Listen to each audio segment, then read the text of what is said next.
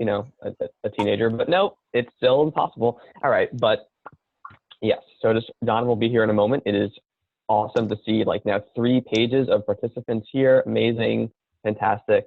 We love Suffolk County, always turning out. And yeah, so we're going to wait for Donovan, and then we're going to have him, myself, and Leanne introduce ourselves, and then we're going to go right over to Zach, who is our Northeast Regional Organizer, so just sit tight, and yeah, enjoy.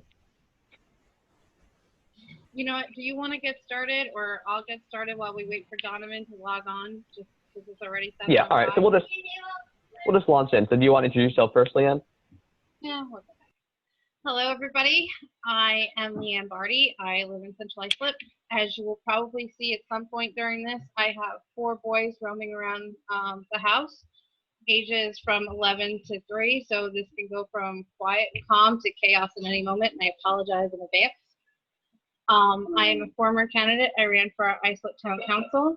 I came close but didn't quite make it.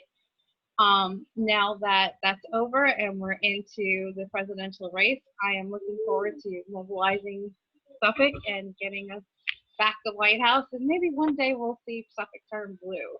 But that's really going to rely on us getting to work and building. And so I'm really grateful for all you guys being here and putting in the time, because let's face it, it's not the easiest time to be doing something to volunteer, especially when so many people are hurting right now. So it's really appreciated that you're here and you're helping to make our country better, along with all of us, because we're just volunteers too. So thank you. Thank you for being here. It's your turn. All right. So hi, my name is Vincent Bertuccio. I live in Sable, New York. I'm a high school student. I guess I'm no longer a junior. I'm going into my senior year, so I'm turning 17 on the 5th. I've always been really interested in politics. I've done stuff in the past, but Donald Trump is a galvanizing force, I think, for all Democrats, myself included. Such a awful person. But for me, this election is not just about getting rid of Trump. It's putting in Joe Biden, because I think he is such an amazing, compassionate, qualified person for this office. I think he's going to do an amazing job. He has so much progressive policy. So it was really exciting to get this group going. When me and Leanne co-founded it, it was about 12 people joining, 20 coming off our friends list, and now there's almost 500 people in the group, and there are so many people in this meeting. It is just amazing, and I'm so happy to see you all here, and I'm just thrilled this has grown the way it has. So is Donovan here yet, or we have to turn up to Zach? I don't know. There's so many people here. Oh, I don't think so. All right, so let's go to Zach, and we'll give Donovan a minute. Yeah, so this is Zach Denbetter. He is the Northeast Regional Organizer with Biden's campaign. Unfortunately, we are losing him to the wonderful state of Michigan soon, but we love him while we have him. Zach, go ahead. Thank you so much. Appreciate all you guys being here. And yeah, at the risk of being redundant, I just want to harp on what Leanne and Vincent said. What you're doing here is incredible. New York State is a state that matters, and don't let anyone tell you that it's not, because especially during virtual organizing, that has leveled the playing field. The work that you do in Pennsylvania is damn near as important as the work that Pennsylvanians are going to do there. So we're going to make sure to use that. We're going to make sure to get all of you as involved as possible. And again, the work you're doing now is going to be magnified 100 times in November. So thank you so much to Leanne and Vincent for putting this together. This is incredible. It makes my job easier. It makes everything easier, and it's exciting to see so many of you here. So the biggest thing I would say at the top is just don't stop organizing. The VP has said multiple times, especially right now, this is an inflection point in our country, and every action that you take right now against Donald Trump and against hate, that's not just for you. That's not just for the people in your group, the people in your community. That is for everyone else in this country. So know that what you're doing today here is bigger than all that. So thank you, first of all. If we haven't met before, like Vincent said, my name's Zach. I'm an organizer with the campaign. I started out with the VP in August in Iowa. Went through Iowa. I was in Texas, Nevada, Illinois, bunch of states. Super excited to have virtually organized New York for the past couple months. And now I'm heading off to Michigan, which I'm sad about, but it's exciting to get started in swing states. Wanted to give you a quick few campaign updates here at the top, and then we'll talk about what the campaign is going to look like in a little bit in the coming weeks and months here. So the VP has had a busy couple weeks. Just today, he was meeting with people who were affected by the ACA positively in Pennsylvania. That was a great listening session. He's also been listening to small business owners who are recovering from COVID and finding out what they need in this recovery. And he's been meeting with Black leaders in Delaware to understand what kind of reform we need to empower the Black community and to reform our police. And so I think what you notice in that is there's a lot of listening, which is a stark contrast to what's happening in the White House right now.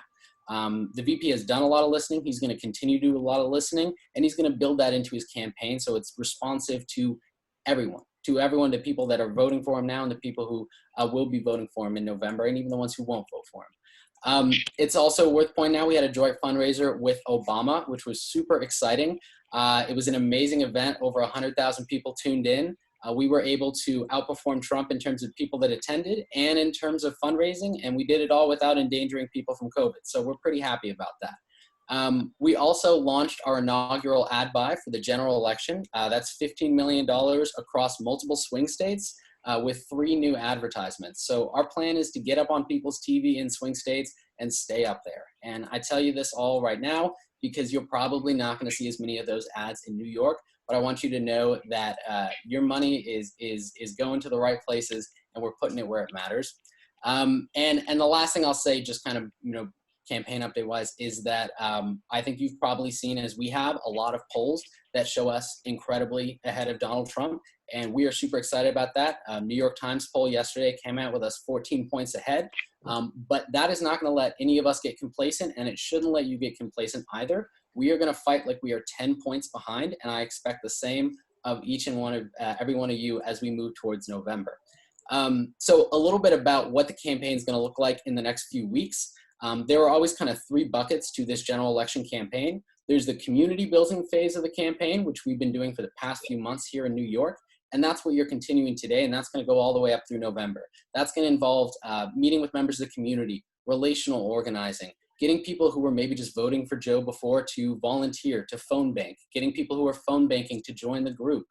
So kind of building up that capacity so that when we need to deploy it in Pennsylvania, Michigan, wherever it may be, it can, we can turn one person into 100 people.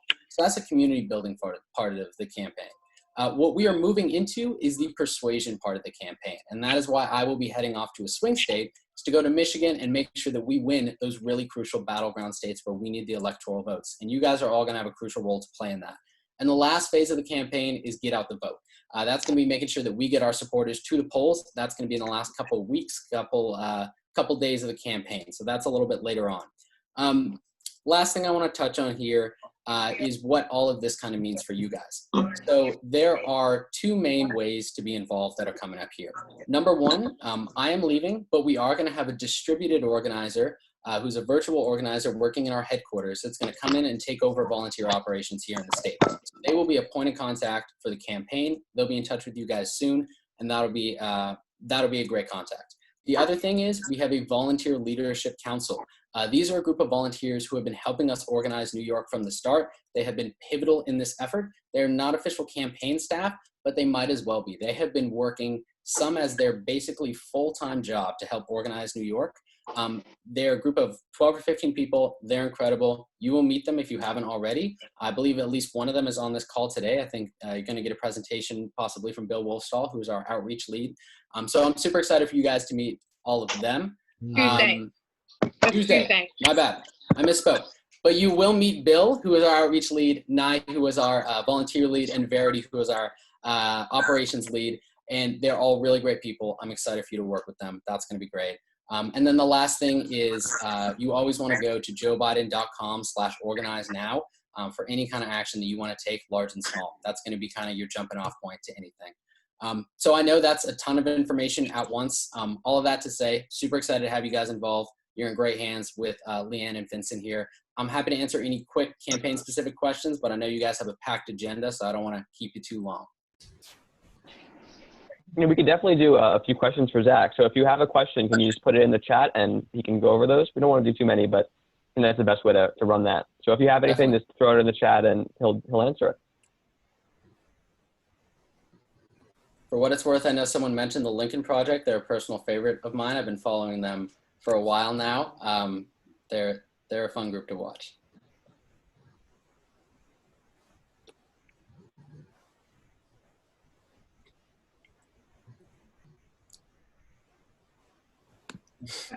More Quick fans of shout Lincoln out to Park. Robert Fonte. Thank you so much. Apparently Huntington Town Democratic Committee is in the house, so thank you. And we'll definitely And be thank you taking as you well up on to help. thanks to Afton DeSuno as well for from the East Hampton Democratic Committee, ready to go as well. We'd love to see it. All right, Oh, let's see. And thank awesome. you to Trisha Somsire from East Setauket. We'd love to see you here. So I'm not no one has any questions for Zach. If you, I mean, at this Looks point, if you have like any. Tyler actually looked like he had a quick question on Oh, DC statehood.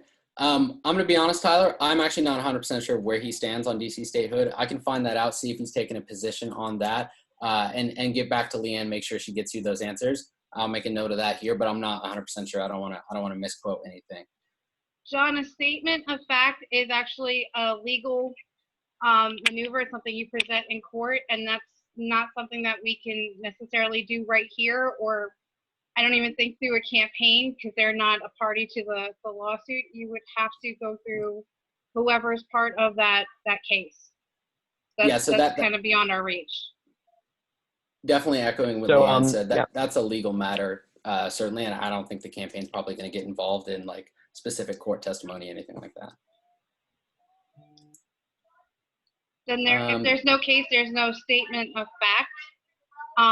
You can submit that to Joe Biden, I guess, in writing, because that would be a personal opinion, but that's not something that I would be able to get. I don't have his phone number, unfortunately. Yeah. But if Zach can hook me up with him or Obama, I would love that. If you go online, there's a email to fill out inquiries for our press team. If you wanted to fill that out, you could try there. I think that would be your best option there. A couple questions here. Will GOTV be longer? Yeah, so I think we'll definitely adapt to the virus making GOTV a lot trickier, and with a lot more absentee ballots. I know that part of our program as an organizing department has been to make sure that people know how to get their absentee ballots, that they're turning them in. So I don't know exactly how long the GOTV program will be. I think it'll depend a lot on the state. But I can assure you we're going to make sure that absentee ballots are a huge focus of that, because we want as many people to vote as possible.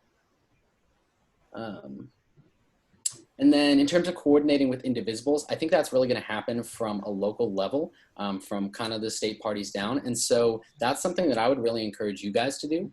The more that you can coordinate with indivisibles on the ground and loop them into what you're doing, get them involved in phone banks, stuff like that, I think that's going to be the most effective route. And I just want to shout out Steve Polgar from the chat, Democratic candidate for New York State Assembly in District 3. We're all here for you. Great to see you here. Welcome. Good luck in your race. All right. Looks like nothing too much. The last thing John had said, can we set up a Suffolk County Veterans for Joe Biden? By all means, I encourage you to. I think those local groups, especially with specificity around veterans, and I think those are really powerful. And I would really encourage you to. I think that would be great. And you'd be free to work with our volunteer leadership team on that. Well, you guys can reach out to Leanne and Vincent. They know how to get in touch with me, answer any other questions. But I want to say thank you again for all being here. I really appreciate it. The work you're doing matters a ton. And just thank you. I'll leave it with Leanne and Vincent. Thank you so much for coming, Zach. And good luck in Michigan. Thank you. I appreciate that. Count on you. Thank you. I'll flip it.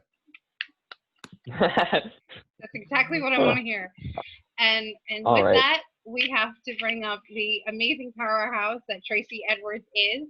She was actually my favorite speaker when I was listening to her live at Ballone's event for how was that? That was his kickoff, right? Right. You stole the show. Oh, well, thank you. And it's great here to be here with you, and thank you, Leanne and Jonathan and Vincent. You're gonna go like really, really far. Like you already are past all of us, right? So never. I met your mom. I've been only going around and seeing all these amazing young people. Oh my gosh, it's wonderful to just pass the torch to all of these young people, because they are leading the way. I tell you, I'm really, really fortunate to be involved with all of you. But I will say that I am more afraid now of this election than I ever have been. Because I look at the polls, and the national polls don't mean anything. Because to me, they don't. Because it's all about the Electoral College, and it's all about those individual states. So I get very nervous when we still see the national polls, because it gives people a sense sometimes that they don't have to work hard in order to win this election. I wish there was a way for us to convince the media to stop showing it, because it's not how we calculate elections. It's not how you win an election. And to me, it's a voter suppression type issue. But be that as it may, I keep throwing my slipper at the television, and nothing has worked so far. So I guess we're going to continue with that. But I think, from a community building perspective, what you all are doing is exactly what we need to do. From a persuasion perspective, I really think that we need to identify all of the people in Suffolk County that have relatives and friends in these swing states.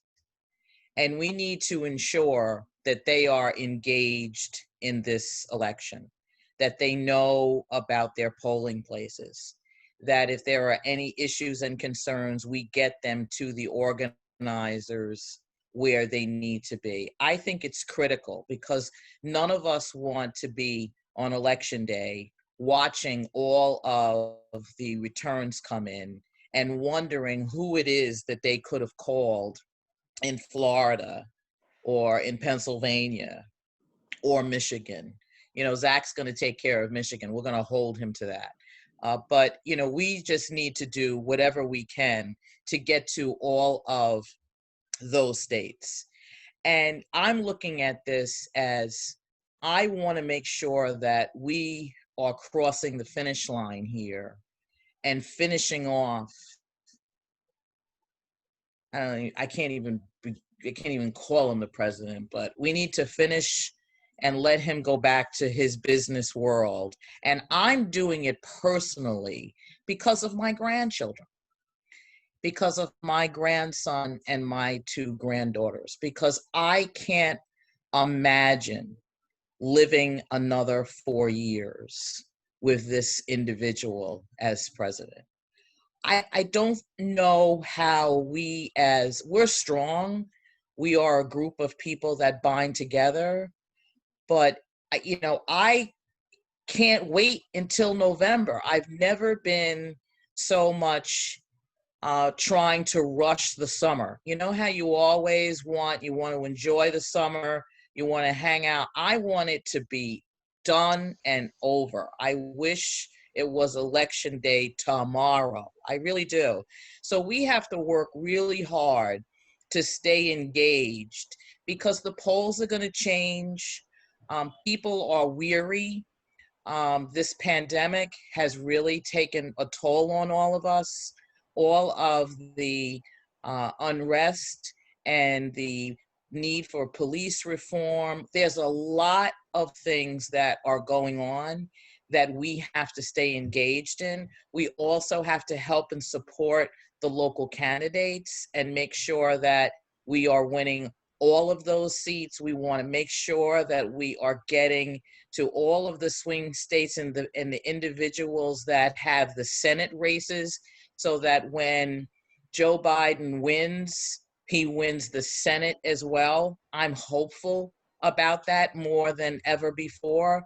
But I think we have to just double down on why we're doing it from a persuasion perspective, know the value and the power of our vote, identify the problem for everyone, and recognize that we are the solution to this. We are the solution to this, because we have got to make sure that he is, and I don't even know how we're even gonna, when we win, I think we're gonna have a whole other issue of how we're even gonna get him out of the White House, right? So I think he's going to go to that. He knows where that bunker is now. And I think he's going to head down there and stay his ass down there until we figure out how to drag him out. I really do. So I just think that we have to figure out how to stay energized and focused and making sure that we identify everybody that we can in the other states. We stay motivated here in New York so we can put up some big numbers and help all of our other candidates. But I just want to thank everyone for staying engaged. I see my Huntington folks on the line, and Cheryl's like the best canvasser ever. She did all those canvassing, for me. So you got to make sure that she's on phone banking, because she's like, don't let her think that she's not the master phone banker, because she is. But I want to thank all of you for allowing me to talk with you just a little bit about what we need to do, and just stay focused. Stay focused. We got to bring this home. We got to get through the summer. We have to solve all of these other issues. We have to make sure that we are getting and staying, and everyone has to stay engaged. Stay engaged. And I am, am I concerned? I'm concerned. I am, because we should be 50 points ahead with this clown, right? I mean, it's seriously, but we're not, and anything can happen.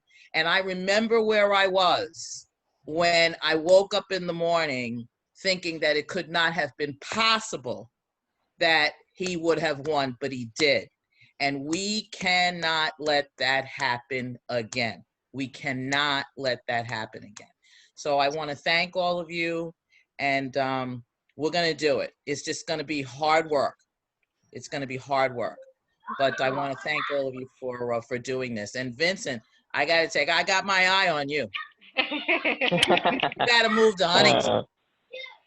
No, we need him in Islip. He's ours. All right, and thank you. And I see my leader on the phone. On there. Hi, Mary. How are you? And thank all of you. And I know the big guy is coming up soon, Rich Schaefer. So thank all.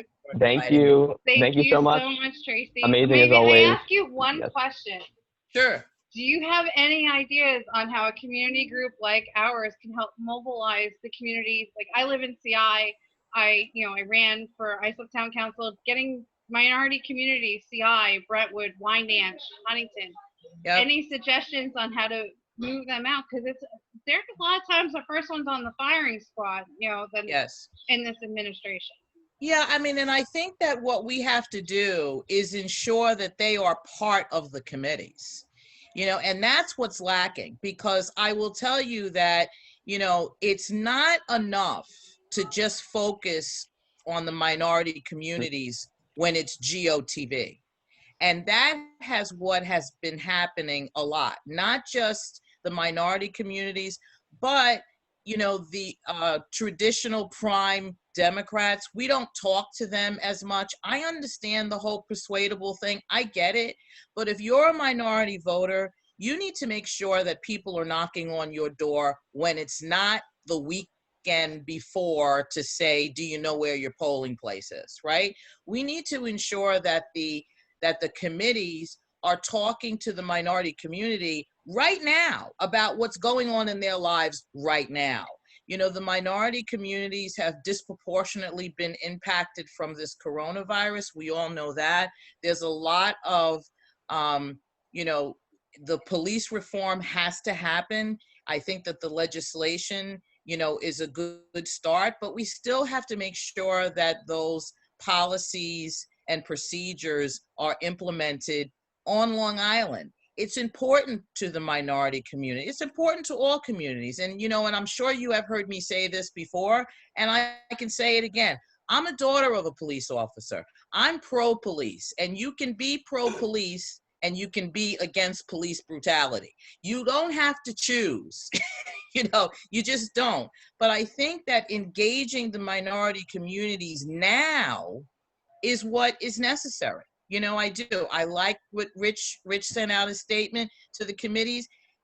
but I don't see the actual individual committees engaging in that. And if they are, that's great. I just don't know. If you have So I think suggestions, I'd love to meet up with you and help implement. Okay. All right. Good. Thank you. And thank you for Okay. being here. You're welcome. And as she Yes, mentioned, thank you so much. the incredible Rich Schaefer is among us, the leader of the Suffolk County Dem. So welcome, Mr. Schaefer. I like that, Tom. Thank you, Ms. Bard. How are you? How is COVID treating you? Well, COVID is keeping me busy in my day job as the town supervisor. We're figuring out how to divide up beaches and swimming pools and keeping everybody with their masks on. So, but overall, I've been healthy. My family's been healthy, and I hope each and every one of you has been healthy as well. And of course, it's good to see Tracy Edwards. She's been terrific, not only in her day job as a Suffolk County member of the Public Service Commission. Governor nominated her last year, and she was confirmed by the Senate, New York State Senate, and that goes back to her great experience as a director at Verizon, where she ran the human resources department for probably one of the largest companies in the country. So we're lucky to have somebody of her caliber in various leadership roles, and most recently, all the work that she's done as the regional director for the Long Island NAACP has been critical to me and other party leaders, as well as elected officials who have really needed her wisdom. As she explained, it's been very, very, I guess it would be, everybody's been very anxious the last few weeks and months. And if anybody, I mean, sometimes I wake up thinking this is a joke being played on all of us, but it isn't. And Tracy has been one of my go-tos, who's kind of helped me provide a measured response to everything going on, both politically and governmentally in Babylon and Suffolk County. And why I bring all that up is because that's, I think, what's going to carry us through to November, meaning with what's going on now and how volatile everything is, one of the things that we have to keep an eye on is that this world can change in a heartbeat. And we've seen how quickly things change because of how intense social media is, how intense 24/7 news cycle is. 24, I mean, it's literally within seconds you're getting blasted with information that's coming through your smartphone or on the on your email, in your email box. And so a lot of that can change very quickly, and we have to be very careful of that because there's a lot of people who are looking to play in this presidential election and looking to negatively influence or even misguide and mislead people with misinformation. So we're going to have to be as quick as they are in terms of responding. I heard Tracy talking about, and I think a lot of you have talked about how, New York doesn't matter and Suffolk County, New York is a given for Biden. And I would say nothing's a given. And in particular in Suffolk County, we've seen that Suffolk County can vote either way.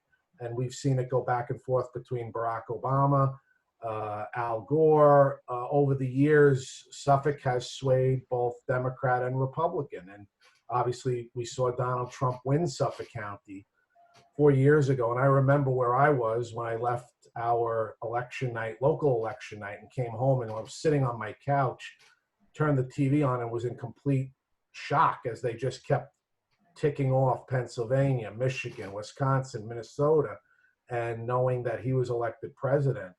And then the aftermath of that, and we've seen what's happened. So my advice to all of you is twofold. One is that let's pay attention to what's going on here. We have great opportunities to piggyback on what I think are going to be three great congressional campaigns. I can safely tell you that the DCCC is all in on Jackie Gordon in the 2nd district, which is an open seat. Jackie, I'm biased, and Jackie is, in fact, we laughed last night. We talked about, she took me out for a Cuban dinner, in Huntington, in Tracy's neck of the woods. I was supposed to get a night out like that, Mr. Schaefer. I left got out a again. night out. It was wonderful. And Jackie, that was the night she told me she wanted to run for Congress. And I looked at her. I said, "Are you crazy?" And this was when Peter King was still in. And she said, "No, I really want to give it a shot. I'm retiring from BOCES. I believe I can't sit by anymore. I can't let this guy be president. I have to go there and speak up." And I was so proud of her. And she entered the race when Peter King was still in the race. And then, of course, we know what happened after that. And he's out of the race. And now the DCCC's got their top tier people in with her. And they're working the campaign. She has raised close to $1 million for her campaign. And so she's going to be able to compete against who we think it's going to be, Andrew Garbarino, the Republican assemblyman.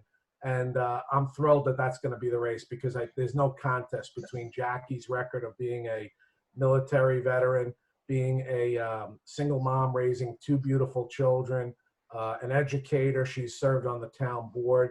So we are going to be totally in on Jackie's race. And then I will tell you that depending on what happens in the congressional race, either way, I would tell you that the DCCC has already spoken to me and a number of other people, including Tim Bishop, that they want to be in on the Zeldin race. They believe that Zeldin is vulnerable because of how closely aligned he is with Trump.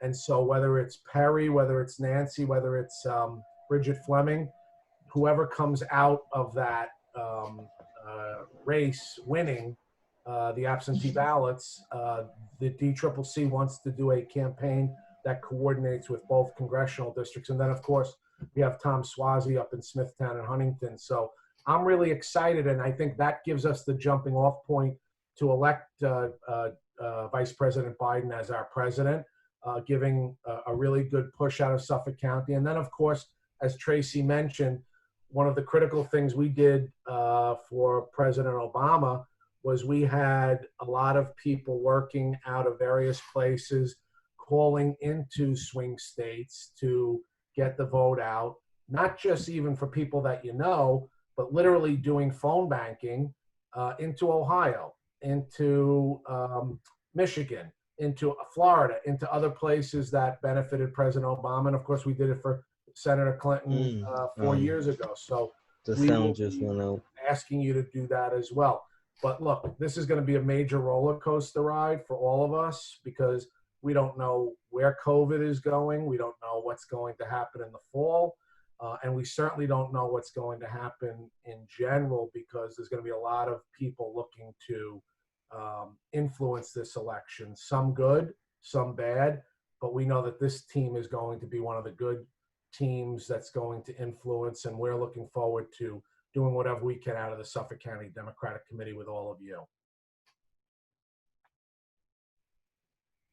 Thank you so much, Mr. Schaefer. Does anyone have questions for Rich? Our Yes. fearless Just leader?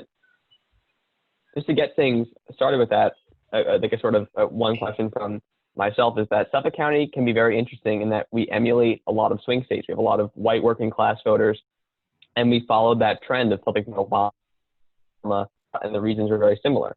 So you, as like the party chair, do you have any insights into that group of voters that swung in 2016 in Suffolk and where they're at now, and what can be done to sort of bring them back into the fold? So that's a great question, Vince. And I'll just use an example of the 3rd legislative district, county legislative district, which is the southeast corner of Brookhaven. It's Mastic, Shirley, Mauritius, all of the communities that make up what's called the Tri-Hamlet area in Brookhaven.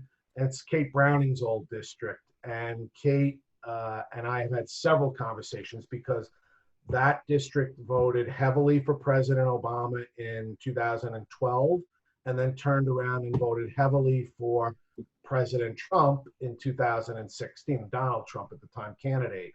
And a lot of it had to do with economics, and a lot of it had to do with a group of people who felt totally left out and abandoned and not being able to benefit from either what we call the recovery after 2008, 2009, when we had the economic crash, and people responding to President Obama's message of hope and all that he did in his first term and why they rewarded him overwhelmingly with a second term based on what he and Vice President Biden did.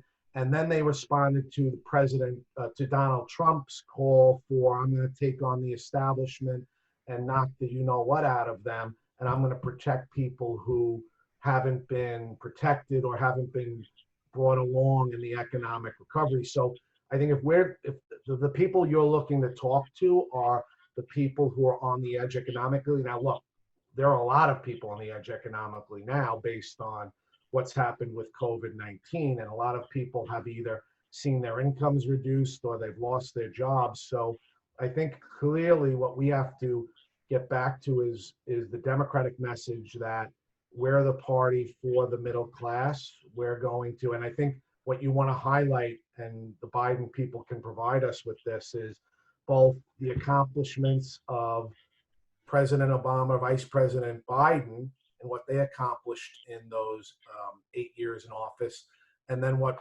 Vice President Biden wants to do as president for the economy, for those who've not been brought along in the economic recovery, for those who feel left out. If you can speak to them and really just focus on them, because that's what it's all about.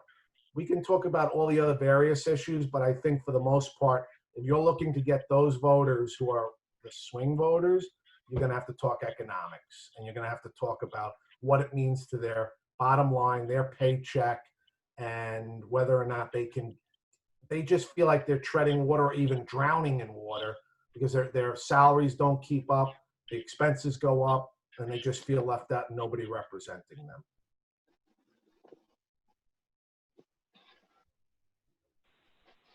Awesome. Thank you so much. So if anyone has a question for the chairman, you can just put it in the chat, or there's not a whole lot of questions, so you can just actually unmute your microphone and ask it yourself if you'd like, but feel free.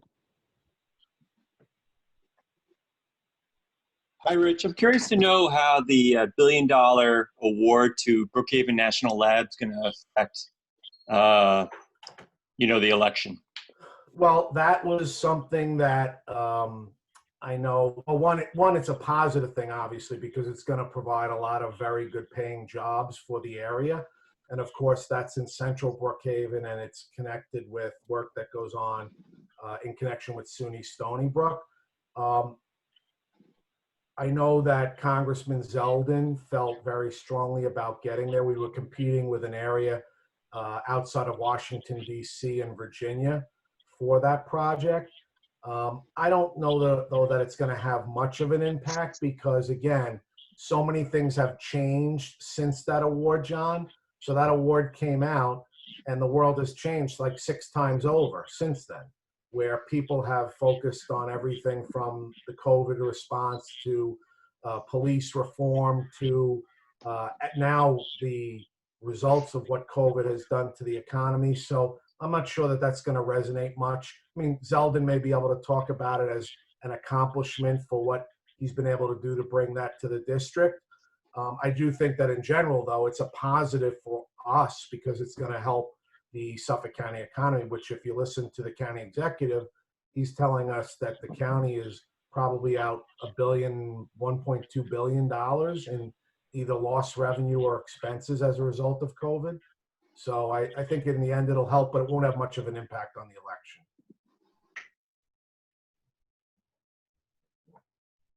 I had a question building on that, the Mastic, Mauritius, Shirley area and the economically deprived. Yeah. I live next door in Center Mauritius, You're and lucky. I can't tell you how many Trump signs were all down my comfortable street. So I think we pigeonhole people to our peril in that way, because I think greed and maintaining the status quo is just as strong an operator in Suffolk County as economic disenfranchisement. Yeah, no, I would agree with you, Wendy, because what I would say is yes, you live in a upper middle class, upper class area of that district. I think what Vincent was asking me was, who are the voters that we can go after? And what I would say is we would go after those who voted for President Obama. And I believe they voted for President Obama for a particular reason. and then they turned around and voted for President Trump. It's so mind-boggling. You know, two 180-degree different people, Barack Obama and Donald Trump, and how does one area, and we looked at the numbers and we were dumbfounded, and we said, what's driving that in that area? And then I did a lot of investigation through like people like Kate Browning and Sewell. But for your area where you are, I would agree with you that yes, people who don't want their position in life impacted or their status, they want to maintain the status quo, like you said. I would agree with you on that. I don't think we're going to have much of a shot with them at all. Okay, so they didn't vote for Obama then? They did voted not vote for Obama, no. Okay, so you were talking directly Yeah, I was to them. talking, the people who, because we went around, what we did, and we did this, well, some out of curiosity, but also some out of looking to see where we had serious swing areas. And if you can go from a Barack Obama to a Donald Trump, you're definitely a swing voter. So that's what we identified those areas. And it was not just, I was using Kate's area as an example, because she and I talk a lot about it. She works for me now. She's our director of code enforcement in the town of Babylon. So, you know, we see each other a lot. And in fact, I told her I was jumping on this tonight. So we were talking about that specific thing. But there are other parts of the county that did that too. And it was mind-boggling to see. We thought it was driven by economics. Thank you. Thank you, Wendy. Hi, Jacqueline McSweeney, Sable. Hi, Jacqueline. Hello. I've worked on a number of campaigns. I've been really disappointed with how you have placed money in a lot of elections, but I want to talk particularly about one issue I discovered when I was working up in Brentwood, and it was election night. And whoever the supposedly Democratic person in charge of that office was, and I don't think he's Democratic, I think he was a ringer, and there were a couple of people there who were ringers, that is Republicans. And when the call came for people to go out, to knock on doors, to encourage people to vote, the person who was there that night said, "Oh, we can't go out. It's 5 o'clock. Those neighborhoods are too dangerous."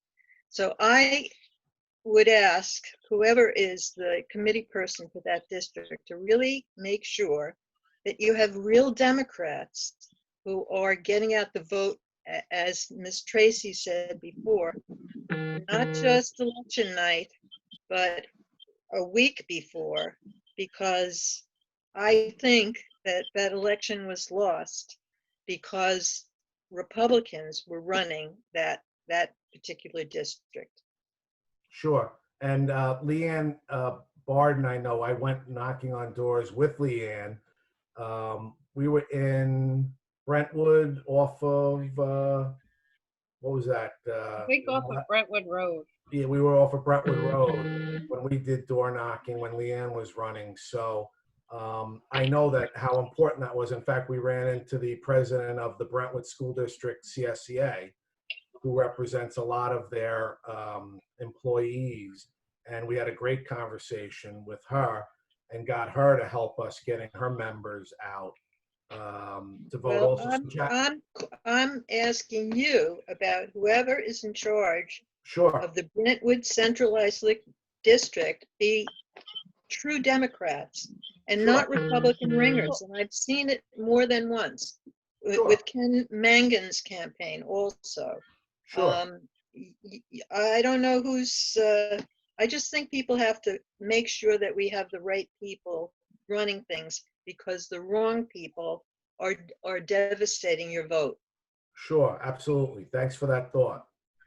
The ISIL committee has been rebuilding and assigning a lot more captains to EDs, specifically in CI and Brentwood. So while you are right, we are not touching those, especially those voters, enough throughout in between elections. We're definitely trying to grow that. And if you have suggestions, please, Jacqueline, reach out, because I would love to activate those voters and my neighbors. And it's tough. I live in CI and I lived in Brentwood prior to buying a house in CI. And I've worked this LD9, which is CI in Brentwood, for several cycles over between Monica Martinez and Sammy. And Yeah. It's tough. So if you have ideas, please let me know because I would love to hear them. I've had discussions with others. Sure, I would be glad to help. I personally am going to be doing a poster board for my lawn with sparkles on it that says Jackie Gordon, a vet for life, a vet for these times. I'm Excellent. tired of the Andrew Garbarino signs. Thank you for that. Any other questions? So I wanted to go to a question from the chat from Tyler. He says, when do you think we're going to get definite answers for all the different primaries that are still up in the air? I would say they're going to start counting July 1st. And I would say it'll probably take about, because of the closeness, they're going to have to go through all of them. And I'd give it probably by July 12th, 13th, somewhere around there, it should be done. So 2 weeks after July 1st. Great. And yeah, any other questions? Yeah, I do. It's Bob Fonte, Town of Huntington. Real quick question. First of all, thank you very much for hosting this forum. And I want to thank our chairman, Rich Schaefer, for juggling all these Zoom calls. This is really a follow-up to Tracy Edwards' comment regarding voter suppression. We've had in the past the benefit of having a great team from Suffolk County with Tim Swanson on voter suppression and some of the voting issues. Is there, under the current circumstances, is there anything going to be done to work with the committees in terms of getting us on board early enough so we can start seeing and working with these issues? Thanks, Bob. Yes, so we've got the Democratic Lawyers Guild that has volunteered to work with all of our committees this year. So they're being provided to us through the New York State Democratic Committee. And so we're going to make those people available once the primaries are all resolved and finished. Then they'll be available to the town committees. Thank you.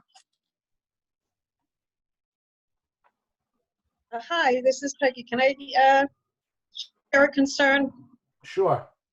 Hi, thank you. Thank you for being here and listening. Sure. Listening to Tracy, and I was at a town hall with Tom Swarzy about a year or two ago. I adore Tom. It's not about Tom. But the audience was 98% white, and I don't know how that happens in the township of Huntington.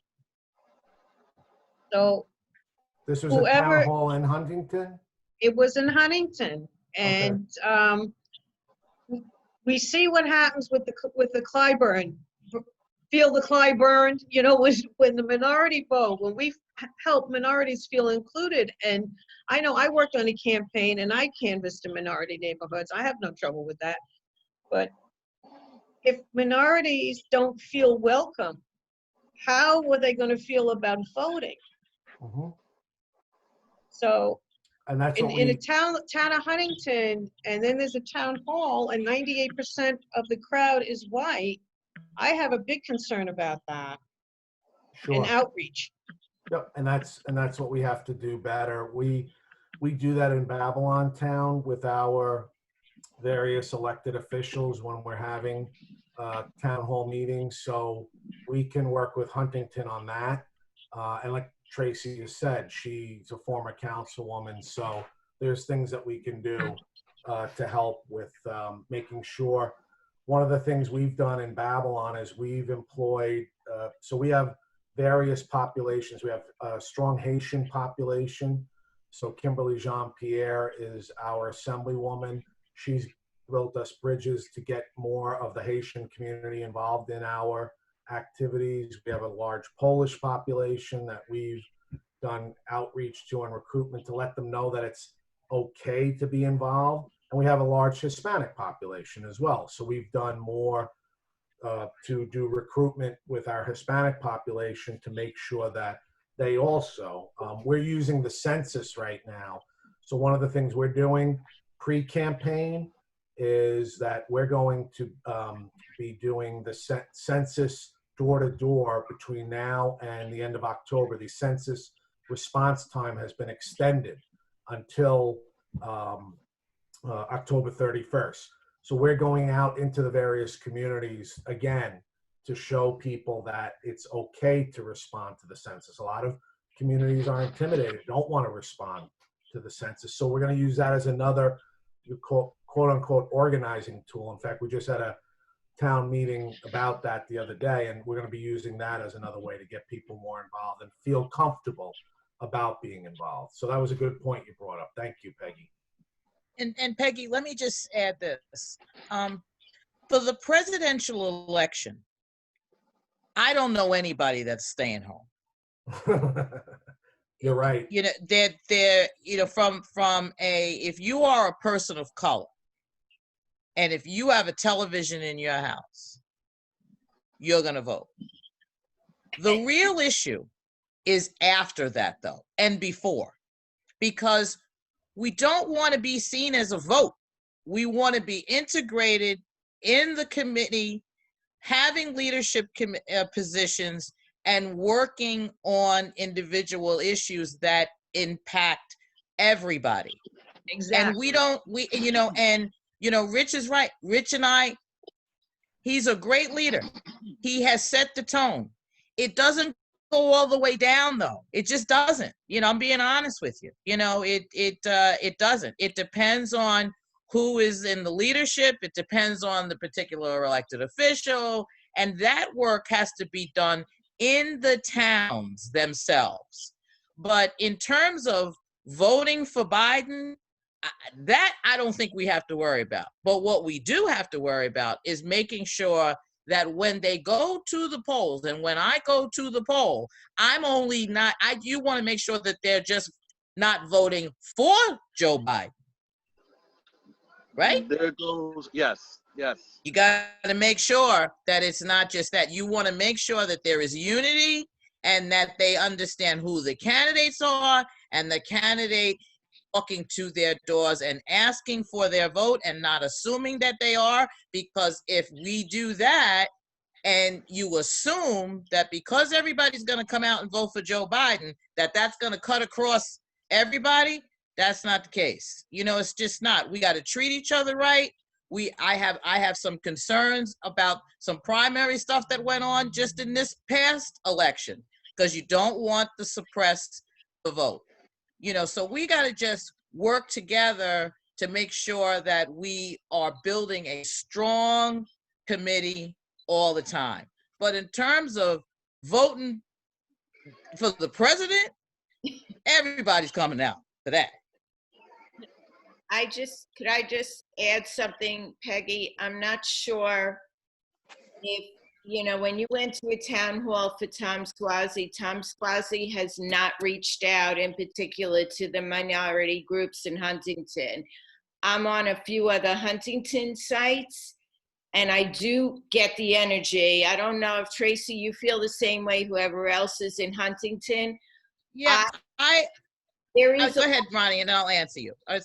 I felt in committees, other organizations, there is a lot of energy, and it's mixed. At least that's what I've observed.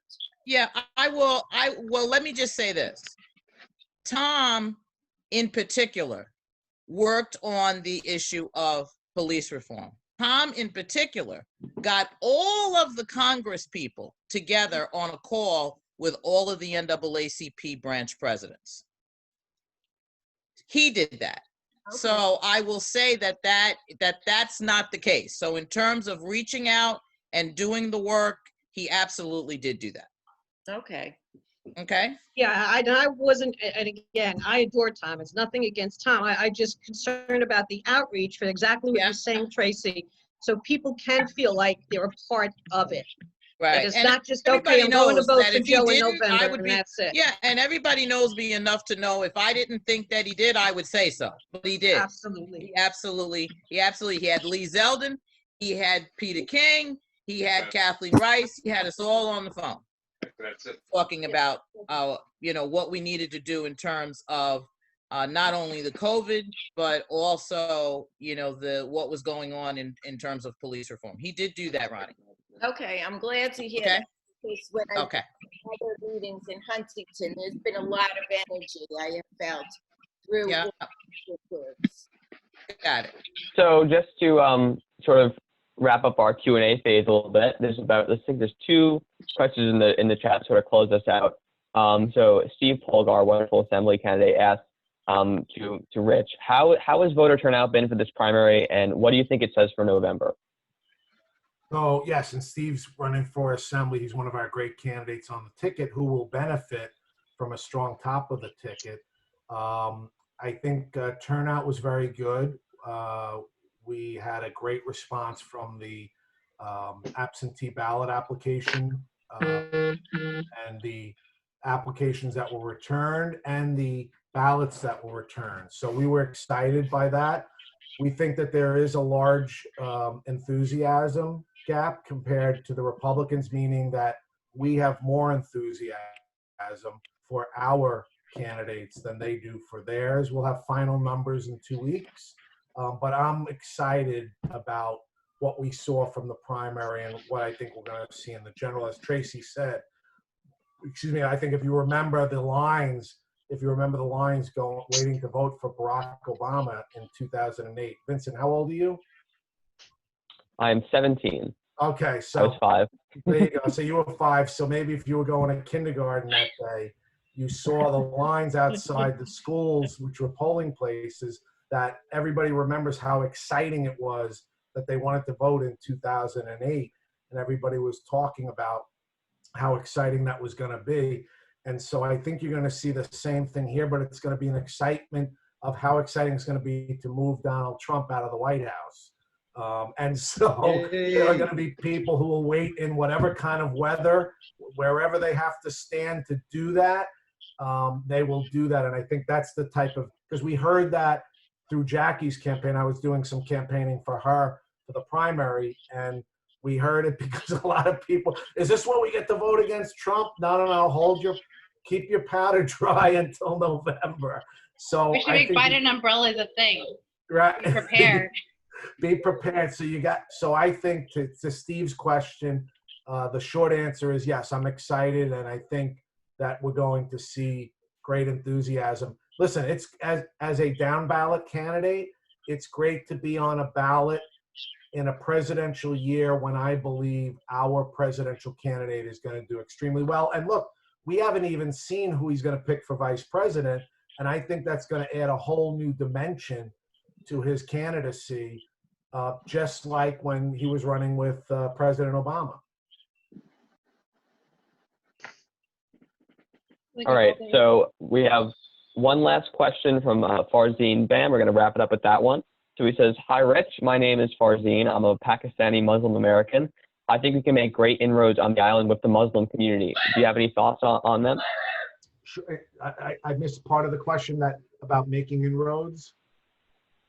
So he says that he thinks we can make great inroads on the island with the Muslim community. Yes. So Yeah. No, I totally agree with Farzeen, what Farzeen says. I can tell you that just out of what we've been doing in the Babylon Democratic Committee, we've involved organizations like the Turkish American Association that's located their new center in Copeg, and they have been recruiting members to become part of the Town of Babylon Democratic Committee. In fact, several of their members became committee people this last petition cycle.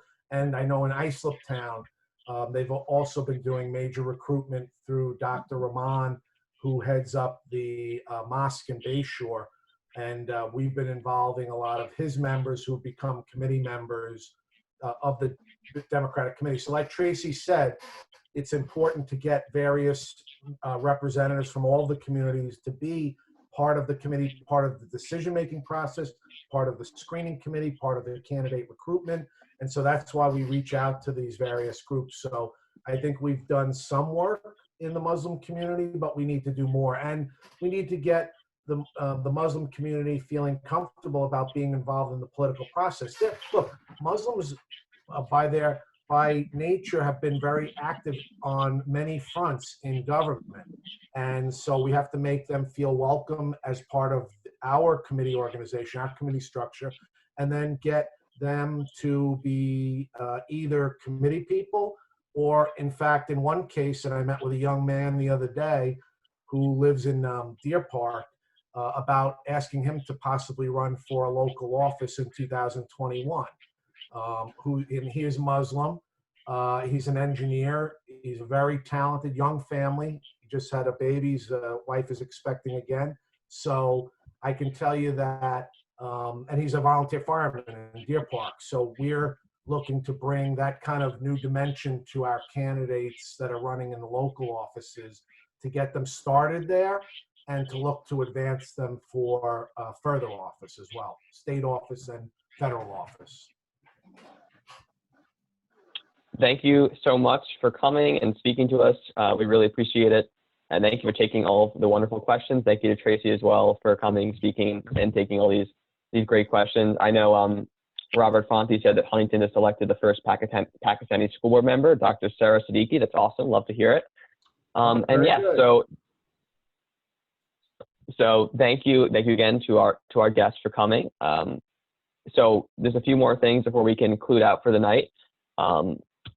We're going to do some closing statements, some talk about our future, what we're going to do as a group, how we're going to take action here in Suffolk County, what our plans are, maybe take a few questions if you're unclear on some of the concepts we're doing with Suffolk for Biden. Before I do any of that, I know at the beginning, Donovan was having some problems logging in, so I want to give him an opportunity to say hi and introduce himself. Good evening, everyone. Thank you all for showing up tonight. It was great to interact with all of you Democrats in Suffolk County, and especially thanks to Chairman Schaefer and Tracy, who we reached out to almost at the last minute, and they did not hesitate in coming to speak to us tonight. Yes. And Donovan, we're glad that you and your wife are better. Yes. Thank you so much, Mr. Chairman. Guys, we have a lot of work to do. As all the previous speakers have said, we need to stop watching the polls. Polls don't mean anything at this stage. Thank you. They don't mean a thing. Yeah, we need to be prepared to walk, make phone calls. Absolutely. And that's one thing that frustrated me today with these polls. I'm reading people that are like, Joe Biden will win in November. Like, they declared victory today. It's like, that doesn't help us. That actually hurts us to do that. Absolutely not. I believe Tracy mentioned that. Yeah. You know, someone mentioned that it's kind of like a voter suppression tactic. I agree with that. That's how Hillary lost Michigan, Ohio, and those states, because a lot of minorities did not show up and vote for her. We can't have that this trip. Each and every one of us, forget about our ethnicity. We need to show up. We need to vote. We need to vote Biden, and we need to vote right across the ticket. There, some folks will go out and vote for Biden and not vote for the rest of the ticket. We can't have that. We need to make sure that whoever shows up at the polls, they're voting right across the party line. So thank you, guys. We're gonna be putting some programs together and how you can help, and we will reach out to each and every one of you, and hopefully you will respond. Thank you. Thank you. Bridging on where Donovan just left off, we do have some things upcoming that before anyone goes anywhere, I want to make sure we mention. We're planning to make this a weekly event so we can stay in tune with our community, because let's face it, we can't get in person and Facebook only gets you so far. So at least this way we have some dialogue among our community, because I'm sure we all see far too many Trump flags for our liking. So it's nice to build a community amongst ourselves. We would like to ask if you have friends and neighbors, family members, get them engaged, get them involved, because everybody knows somebody outside of another state, many of them in swing states. And just by even connecting on our own level and reaching out to people we know through our normal, regular lives, we can make a difference in November. We are planning our first virtual phone bank via Zoom. I posted it today in the group. Please sign up. Please join us. Please help us make this a success, because as much as we all want him out, it's going to take that work to do it. And commenting on Facebook isn't enough. We have to actually put some blood, sweat, and tears into this. I can't wait to canvass. I'm praying we can canvass, but in the meantime, this is what we can do. And by growing our group, we grow our community within Suffolk County, which makes sure that we make Suffolk as blue as we can for Biden come November. So we can be twofold. We can be proactive and grow our group and make sure we get Suffolk blue here, while working outside of our group in Pennsylvania and swing states to make sure they go back blue. I canvassed for Obama hard on his reelection, and it hurt my heart to see that Pennsylvania turned back red. We have to take that back. I can't wait to go conquer those hills again.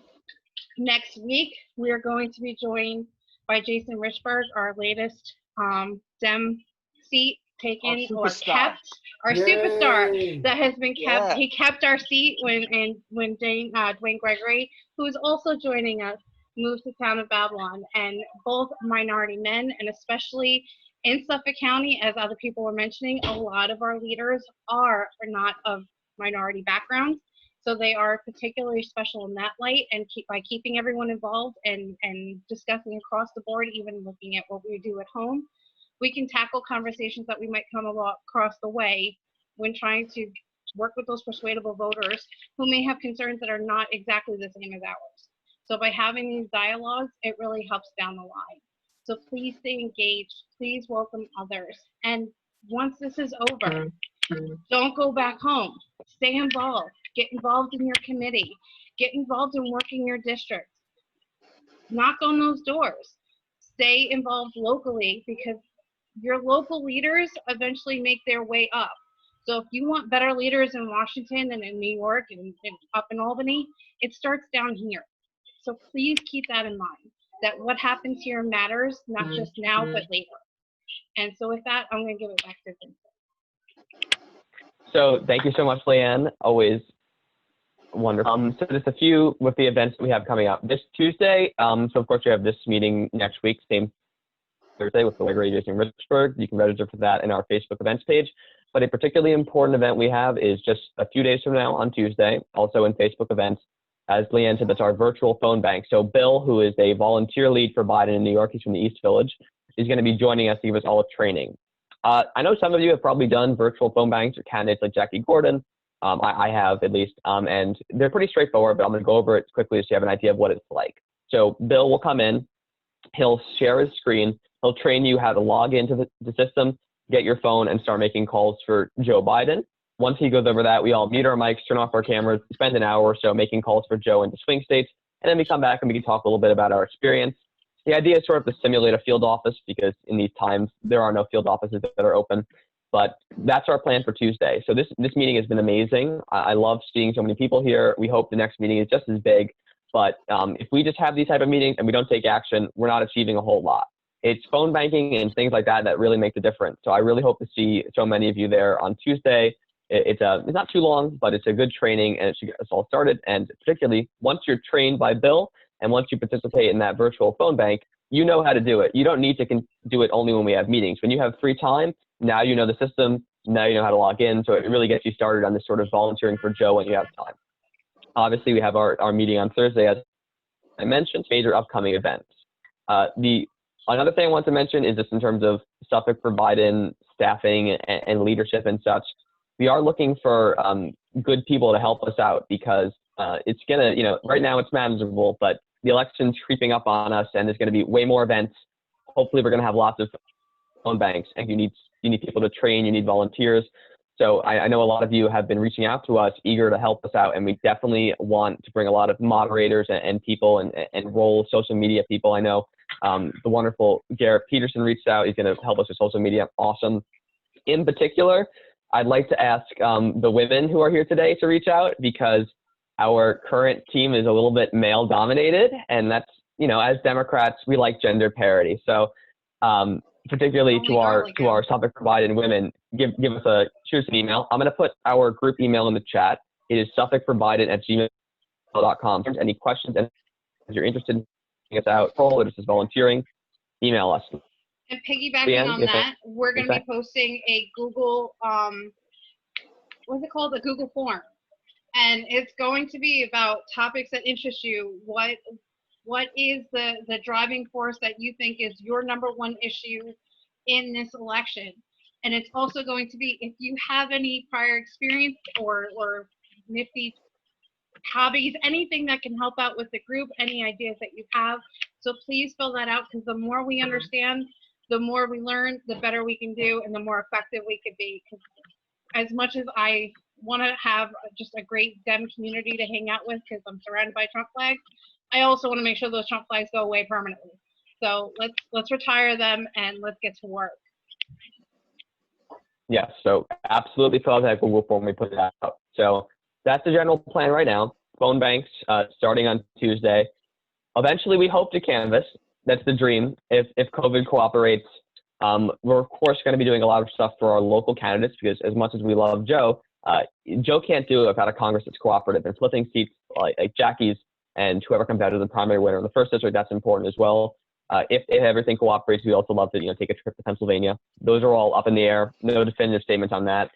But phone banks are big. I know a lot of people are super into postcarding.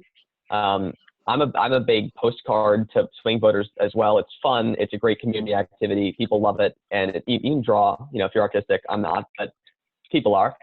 That's definitely something we also want to coordinate. And if you have ideas for volunteering, definitely let us know. Email us. In the long term, we plan to do a lot of coordinating. Something we want to do is yard signs, merchandise, my Biden shirt. But those are all long-term things. So sort of wrapping up here with our plans, phone banking, meetings, which we hope you all join in on. Do you guys have any questions or any ideas that you want to share as we roll up here, and about what you think we at the group should be doing? Any questions about our plans or how we're going? You can put them in the chat, or you can just unmute your microphone. We'd be happy to get some concluding questions. I have one. Has anybody done any studies on the effectiveness of postcards? Because everyone I know in the activist groups that I'm a member of love the postcards, love them. So are they effective? Anybody know? So I'm really glad you asked. Just like a 4-month research paper on effectiveness of campaign methods. It was focused around unions and whether worksite visits versus canvassing versus phone banking, which was most effective. It's worksite visits if you're curious. But I also examined a lot of other get out the vote methods. Postcards and letters are really effective methods of getting voters out, because you get a mailer, throw it out. You get a phone call, hang up. You get a door, slam it. But when you get that personal letter, especially when it's nice and artistic, people really actually look at those. So they're not the most effective. The most effective is always going to be canvassing, physical contact. If you want to get a voter out, the best way is to actually talk to them in person. But they are definitely effective because people love personal messages.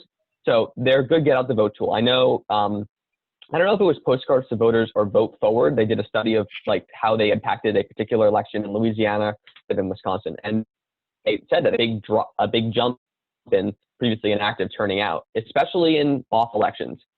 Presidential election is one thing, but in like a special election or a state senate prime, those type of things, that's all it takes sometimes, is just to let the voter know there's an election happening. And in those letters, you often write like, we need to vote. Here's why. I'm asking you personally, vote for this reason. And that personal appeal, it really gets people. So postcards are definitely effective. And I know, activists love them. I agree with you, Vincent. It also works where you know the individual and you're trying to get them to come out and vote.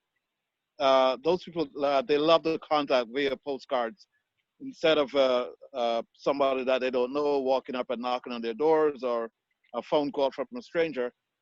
Postcards from a friend works very well. Yes, absolutely. And a few questions from the chat. Kathleen Cleary, love candidates as always. Thank you so much for running. Asked what system does Joe use for phone banks? So he does not use Van or Minivan or anything. So it's nothing you're used to. He uses his own program. It was coded up by Joe's staffers. I've used it. It's incredibly simple. Basically, they took the system we're used to and simplified it down so really a child could use it.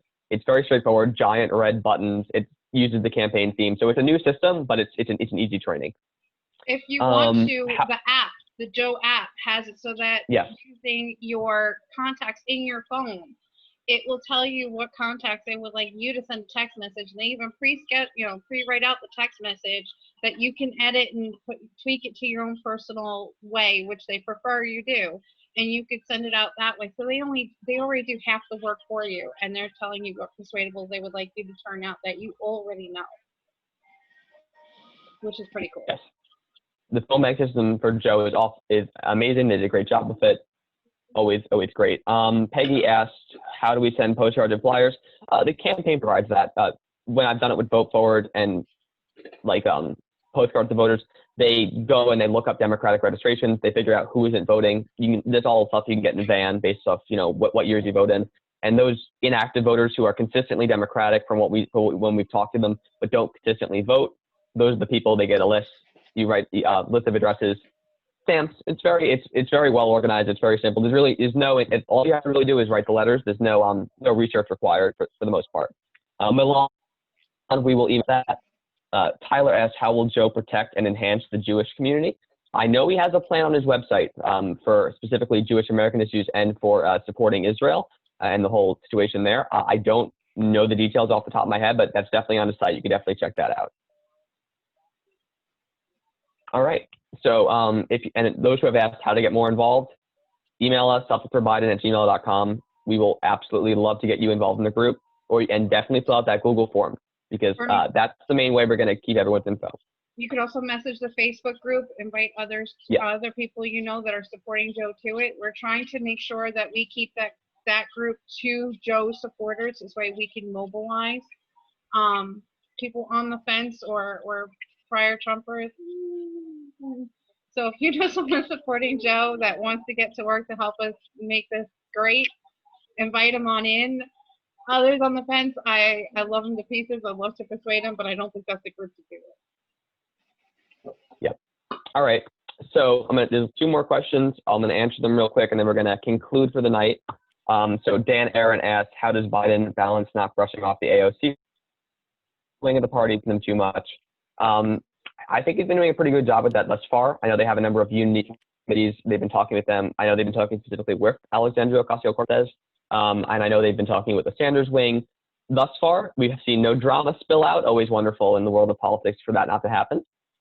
I know they have their platform work. They have a delegate sharing agreement. So I think he's been doing pretty well thus far. I think the best way always, and this is just a general rule for politics, is to listen to what people have to say and engage with them in a respectful and truthful way. I think they've been doing that with the Sanders wing of the party. They've been doing it well. And I don't think we're going to have a whole lot of unity problems in terms of that. I think they've been working very hard on that. Happy to see that. The forum, Tricia, is not up yet. We're going to put it up after this meeting tonight.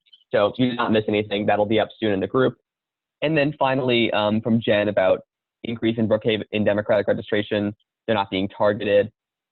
Targeting new Dems, we don't have any super specific plans yet for Suffolk because we are, a new group. We are just coordinating. But I know we were talking about postcards. That's what Postcards to Voters does. They reach out to those voters who don't traditionally get reached by campaigns. If you're a campaign with small budget, small group, you're being told to a large extent. Postcards to Voters, they reach out to us. So before we close, guys, I just want to say a special thanks to Vincent and Leanne, who they're 2 really smart young people. They're our future. I'm really looking forward to be working with these 2 people. Anthony, I'm not sure if you're on. Anthony Portisi, is he on? He's not on, a co-chair. So yeah, thanks to him as well. But thanks to Anthony also. And, I hope all of you folks will support our group so we can be successful, not only for the president, but we need to elect a Democratic Congress, a Democratic Senate. All our local candidates. We really need to support them. All right, so you will be hearing from us more in the coming days. Thank you again for coming out tonight and make this event our first event successful. Thank you much. Thank you everyone for being here. Stay tuned. There's a lot more to come and we'd love your feedback. Thank you. I will see you all on Tuesday. Yeah. Hey guys. Good night, guys. All right. Good night, everyone. Good night, everyone. Thank you. Good night, everybody. Thank you.